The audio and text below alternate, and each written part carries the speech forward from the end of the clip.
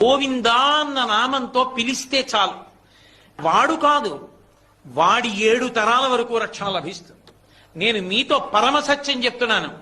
ఒక ప్రాంగణంలో జరుగుతున్నటువంటి భగవత్ సేవని మౌనంగా చూస్తూ కూర్చోవడం కన్నా కలవు నామ సంకీర్తన, కలియుగంలో నామ సంకీర్తనం గొప్పది కనుక గొంతెత్తి ఈశ్వరార్చన జరుగుతున్నప్పుడు గోవిందా అని అనగలిగామనుకోండి, మనకి ఇచ్చినటువంటి నోటితో దాని చేత ఆయన పొంగిపోతాడు, దాని చేత ఆయన పరవశిస్తాడు. పరవశించడం కాదు, మనకి రక్షణ కవచం కడతాడు. గోవిందా అన్న నామంతో పిలిస్తే చాలు. వాడు కాదు, వాడి 7 తరాల వరకు రక్షణ లభిస్తుంది. నేను మీతో పరమసత్యం చెప్తున్నాను. ఒక ప్రాంగణంలో జరుగుతున్నటువంటి భగవత్ సేవని మౌనం గోవిందా అన్న నామంతో పిలిస్తే చాలు.